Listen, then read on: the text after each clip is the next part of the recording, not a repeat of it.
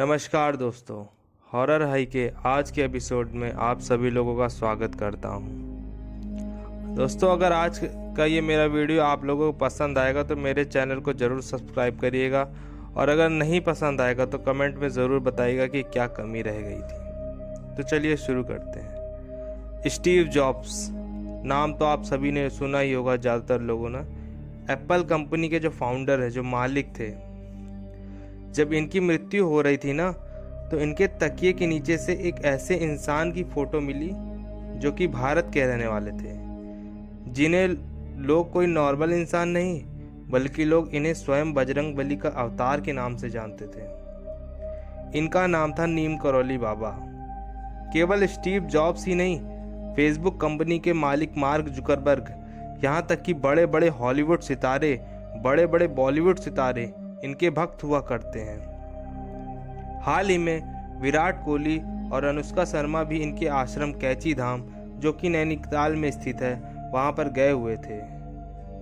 Harvard university के एक बहुत बड़े मैथमेटिशियन जो इनके भक्तों की जो लिस्ट है ना, उसमें सबसे ऊपर शुमार हैं। नीम करौली बाबा यह इतने ज्यादा चमत्कारी बाबा थे कि इन्होंने पानी को घी में परिवर्तित कर दिया था। एक रात एक साथ 1000 गोली खाए थे, लेकिन वह 1000 गोलियां इनका कुछ भी नहीं बिगाड़ पाई थी, इनका बाल भी बांका नहीं कर पाई थी। नीम करौली बाबा वह बाबा थे जिन्हें एक बार ट्रेन से उतार दिया गया था, तो ट्रेन थी ना, वह फिर घने जंगल से आगे ही नहीं बढ़ पा रही थी। दोस्तों, आज मैं आप लोगों के सामने इन्हीं के जीवने की सच्ची कहानियां लेकर आया हूं, जिसे सुनने के बाद आप लोग बहुत ज़्यादा हैरान हो जाएंगे। यह इतने ज़्यादा चमत्कारी पुरुष थे कि आज भी देश विदेश के बड़े बड़े लोग, पढ़े लिखे लोग, जो लोग विज्ञान से बहुत हद तक जुड़े हुए हैं, वह भी इनके मुरीद हो चुके हैं। नीम करौली बाबा बचपन में जो इनका पैदाइशी नाम था वह था लक्ष्मी नारायण स्वामी। इनका जन्म सन 1900 के आसपास उत्तर प्रदेश के अकबरपुर गांव में हुआ था। यह केवल 11 वर्ष की उम्र में इनका विवाह हो गया था, लेकिन विवाह के कुछ ही दिनों बाद इनका जो मन है वह सांसारिक सुखों से उठता चला गया था। एक तरीके से देखा जाए तो यह जीवन को बहुत अच्छे तरीके से समझ चुके थे। उन्होंने अपना घर छोड़ दिया और घर छोड़कर बहुत दूर कहीं चले गए। इनके घर छोड़ जाने के कुछ सालों बाद एक बुजुर्ग आदमी रहे होंगे, उनको यह कहीं दिखाई दिए और वह इनके जानकार थे। और वो जो बुजुर्ग आदमी थे, उन्होंने इनको लक्ष्मी नारायण जी के पिताजी को बताया कि आपका जो बेटा है वह इन हालतों में यहाँ पर रह रहा है। और उन्हें जब पिताजी को पता चला तो अपने पुत्र मोह से बच नहीं पाए और वह जल्दी से जल्दी अपने बेटे को अपने घर पर बुला लिए। घर में वापस आने के बावजूद भी बाबा जी अपना मन नहीं लगा पा रहे थे। उसके बाद वह अपने घर वालों को सब कुछ बताकर कि मेरा मन नहीं लग रहा है, और वह एक बार फिर से उन्होंने अपना घर छोड़ दिया। और उन्होंने इस बार एक ऐसा रास्ता अपनाया जिससे इस बार वो लौटकर वापस ही नहीं आ सके। एक तरह का देखा जाए तो जिससे भी हमारा मोह का रिश्ता था, उन्होंने सारे रिश्ते को ठुकरा दिया और वह चले गए। इन्होंने अपने जीवन में काफ़ी सारे मंदिरों का निर्माण कराया। कैची धाम का निर्माण कराया, जो कि नैनीताल में स्थित एक बजरंग बली का मंदिर है और बहुत ज़्यादा चमत्कारी मंदिर है। आप लोग एक बार वहाँ ज़रूर जाएं, कभी इनकी ख्याति के बारे में आप लोगों का पता चल जाएगा। कैची धाम में इतनी शक्तियाँ हैं, साक्षात बजरंग बली वहाँ पर मौजूद हैं। बहुत सारे लोग हैं जो बहुत कष्ट में हैं, परेशानियों में हैं, पर वहाँ पर जाने के बाद उन सब का निवारण हो चुका है। और अनगिनत ऐसे भक्त हैं जो रोज ही वहाँ पर जाते रहते हैं। जब स्टीव जॉब्स बेरोजगार थे, उनके पास कुछ भी नहीं था, तो उनको कुछ समझ में नहीं आ रहा था कि जीवन में क्या करना है, तो भारत आए और नीम करौली बाबा की कैची धाम मंदिर में गए। सच बता रहा हूँ दोस्तों, वो जब वहाँ पर आए तो थोड़ा लेट हो चुके थे, क्योंकि बाबा उस समय समाधि ले चुके थे और उनको समाधि लिए 1 साल हो चुका था। लेकिन धाम में आने के बाद जब स्टीव जॉब्स वापस अमेरिका लौटे तो मानो बड़े बड़े आइडियाज़ जो उनके दिमाग में आने लगे और उनका सारा काम बनता चला गया। उसके बाद देखा जाए तो एप्पल कंपनी का निर्माण उन्होंने कर दिया, जो आज के समय की सबसे बड़ी कंपनियों में से एक है। आज भी बहुत सारे लोग यह मानते हैं कि एप्पल कंपनी किसी और की बदौलत नहीं बल्कि नीम करौली बाबा के आशीर्वाद की वजह से ही चली है। और यह खुद स्टीव जॉब्स ने अपने काफ़ी सारे इंटरव्यूज़ में क्लियर कहा है कि बाबा का उन पर बहुत आशीर्वाद है। दरअसल एक बार की बात है, बाबा जी जब थोड़े बड़े हो गए थे और अपने जीवन के शुरुआती दिनों को काट रहे थे तो उन्हें एक जगह से दूसरी जगह जाना होता था। उसके लिए वह ट्रेन का उपयोग कर रहे थे। उस समय उनके पास ज़्यादा पैसे नहीं हुआ करते थे, तो इसलिए वह ट्रेन की टिकट नहीं ले पाए और बिना टिकट के ही ट्रेन में चढ़ गए।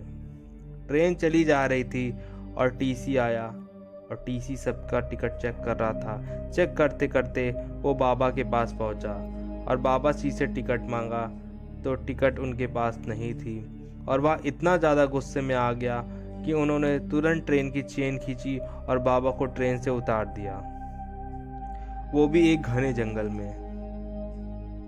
अब क्या था, ट्रेन वापस से चलने के लिए आगे चढ़ी।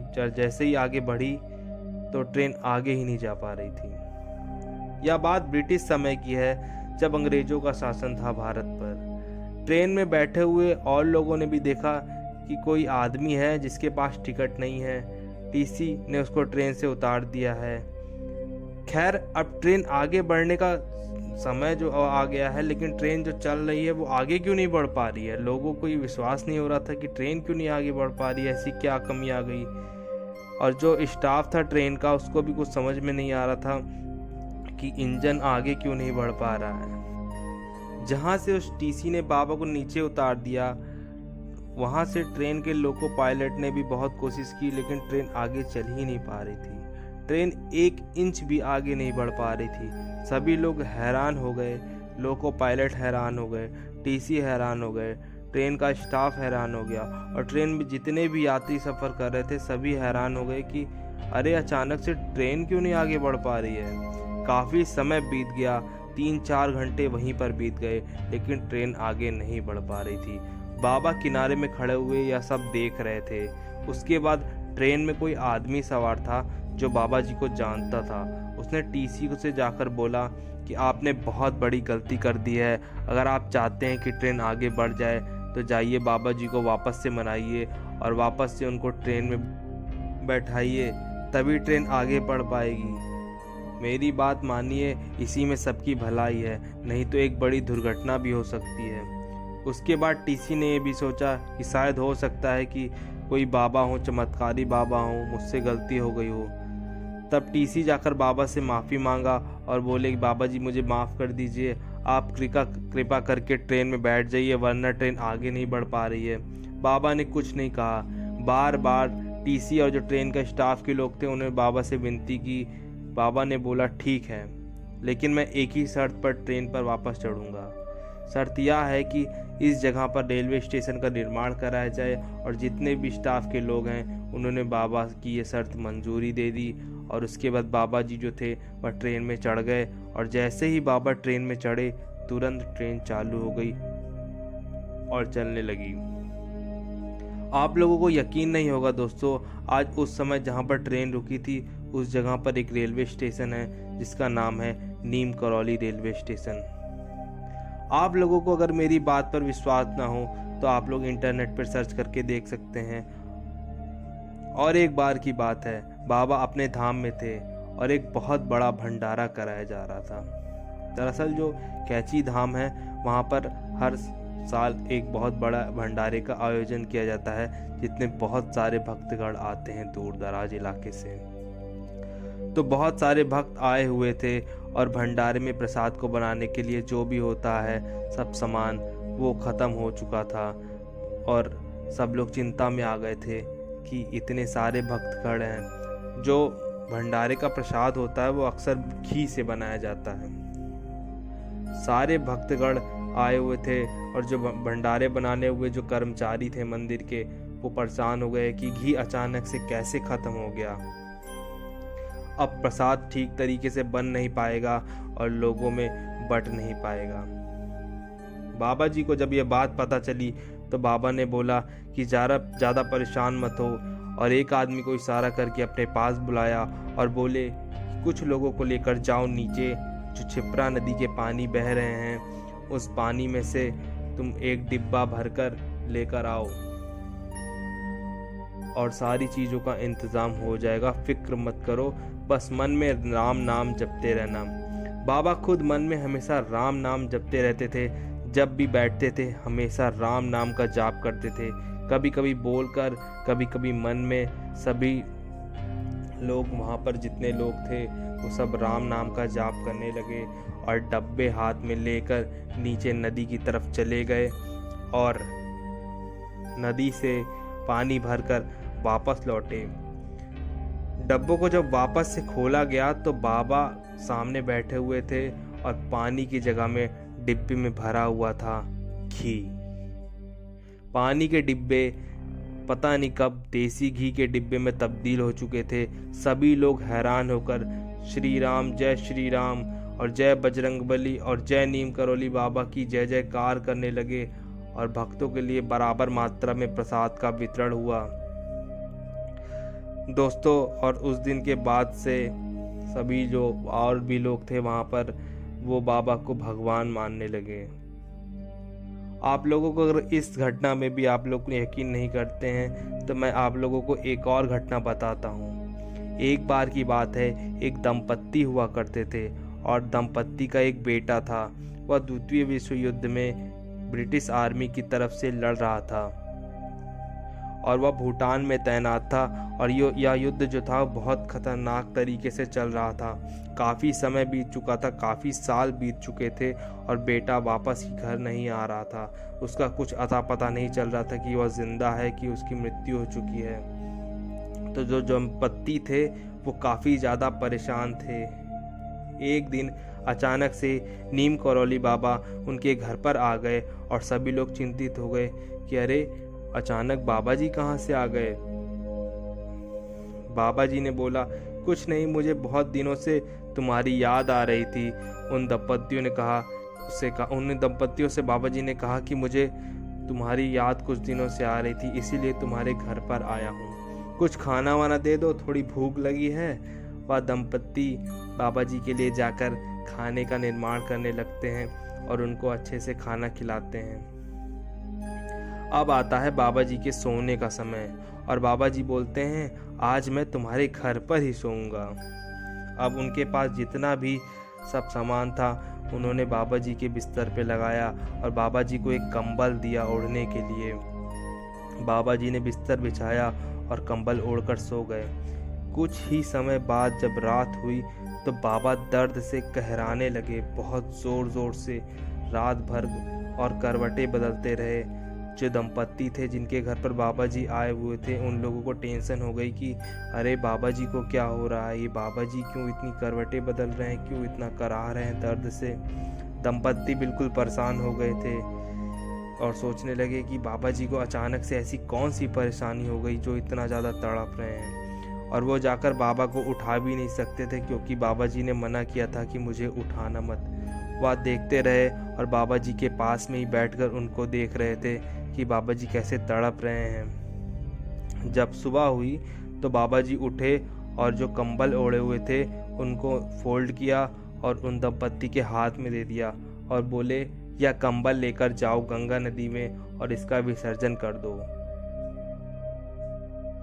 मगर एक बात ध्यान रहे, इस कंबल को किसी भी हालत में खोल कर मत देखना और जब भी विसर्जन करना उस समय पीछे मुड़कर मत देखना। बाबा जी ने जब बोला, जब विसर्जन कर दोगे उसके ठीक 1 महीने बाद तुम्हारा बेटा घर पर सही सलामत वापस लौट आएगा। तो जो दंपत्ति थे जब ये कंबल लेकर जा रहे थे तो उसका वजन अचानक से धीरे धीरे बढ़ता चला जा रहा था, जैसे कि उस कंबल में कुछ लोहे का सामान रखा हुआ है, जो कि धीरे धीरे उसका भार बढ़ता जा रहा था। तट पर पहुंचते ही वह कंबल इतना ज़्यादा भारी हो गया था जैसे कि उसमें बहुत ज़्यादा कोई लोहे की वस्तु रखी हो। लेकिन जो दंपत्ति थे उन्होंने बाबा की बात मानी और उस कंबल को खोल कर नहीं देखा और उस कंबल को विसर्जन कर दिया। और उनकी जो उसी दिन फिक्र उनकी थोड़ी कम हो गई, क्योंकि बाबा जी ने बोला था ठीक 1 महीने बाद तुम्हारा बेटा सही सलामत वापस लौट आएगा। दोस्तों, आप लोग विश्वास नहीं मानेंगे, ठीक 1 महीने बाद उनका बेटा वापस आ गया और वह केवल लौट कर नहीं आया बल्कि बेटे ने ऐसी ऐसी बात बताई जिसे सुनकर जो दंपत्ति थे उनके पैरों तले ज़मीन निकल गई। बेटे ने बताया कि इस तारीख की बात है, रात का समय था, अचानक से हमारी टुकड़ी के ऊपर दुश्मनों ने हमला कर दिया और अचानक से लगातार गोलियों की बौछार हो गई। मेरे जितने भी साथी थे सभी लोगों को गोली लग गई और सबकी मृत्यु हो गई। मैं भी उन लोगों के साथ था, लेकिन पता नहीं कैसा चमत्कार हुआ, मुझे पता ही नहीं चला कि मुझे एक भी गोली छू नहीं पाई। मेरे अगल बगल ऊपर नीचे हर तरफ से गोली मेरे शरीर के पास से जा रही थी, लेकिन एक भी गोली मुझे छू नहीं पाई, मुझे स्पर्श नहीं कर पा रही थी। मेरे आसपास गोलियों की बौछार हो रही थी, मेरे सारे साथी घायल होते जा रहे थे, लेकिन मुझे एक भी गोली छू नहीं पाई। तो उस दिन मुझे लग गया था कि आज तो मेरी मृत्यु तय है, लेकिन ऐसा कौन सा चमत्कार हो गया मुझे ये नहीं पता, लेकिन मुझे एक भी गोली छू नहीं पाई। बेटे ने बोला, मुझे ऐसा लग रहा था कि कोई उस रात अदृश्य शक्ति है जो मेरी रक्षा कर रही है। जब दंपत्ति ने ये बात सुनी तो उनके पैरों तले जमीन निकल गई, क्योंकि उसी रात बाबा जी जो थे वो कंबल ओढ़कर करा रहे थे, तड़प रहे थे, क्योंकि जो गोलियां उनके बेटे पर चल रही थी वो नीम करौली बाबा अपने उस शरीर पर ले रहे थे। उसी रात बाबा जी उनके घर पर आए हुए थे और उसी रात को दर्द से करा रहे थे। और जो गोली उस बेटे के लिए थी वो सारी गोलियां उन्होंने अपने शरीर पर ले ली और उसकी प्राण की रक्षा कर दी और उसको एक भी गोली छू नहीं पाई। दोस्तों, अगर आप लोग इस चमत्कार के बारे में सोचिए कि क्या हुआ होगा, कैसा वो सीन होगा जब ऐसी घटना घटी होगी।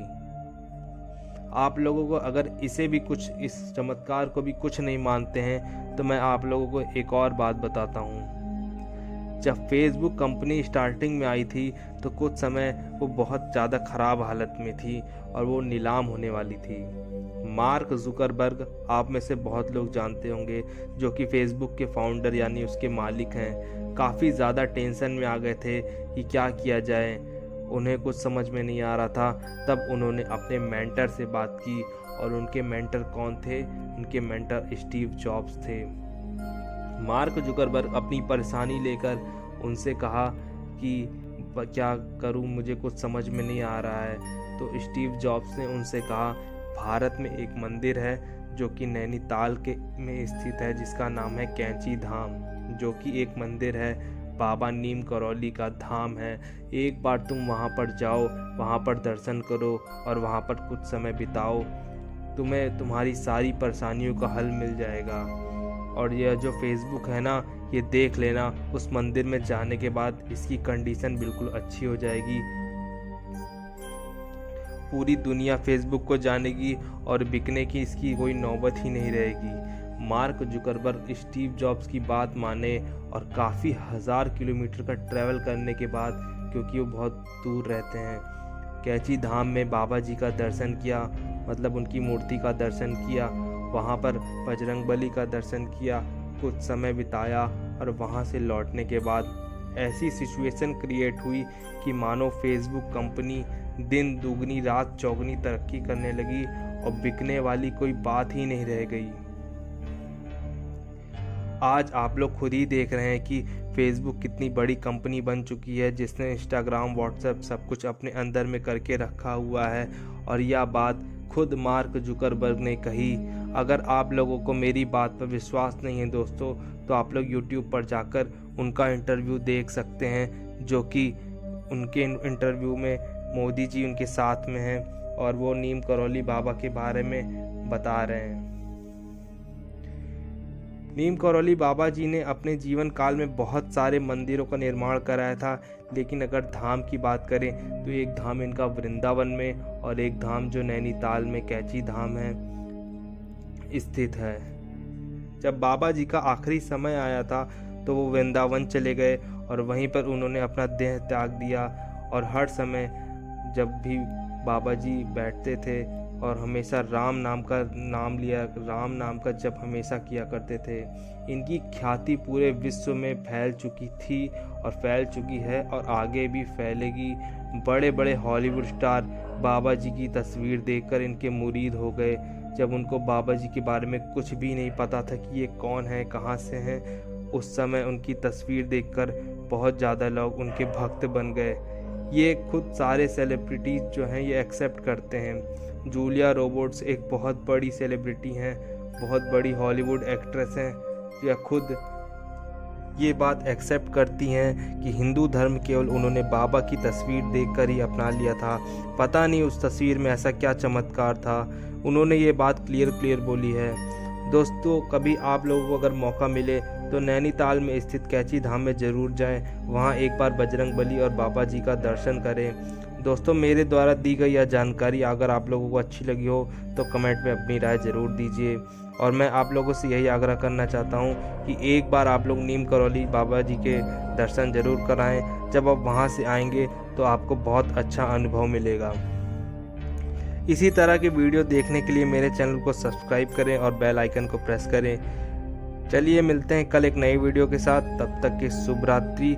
जय बाबा नीम करौली की।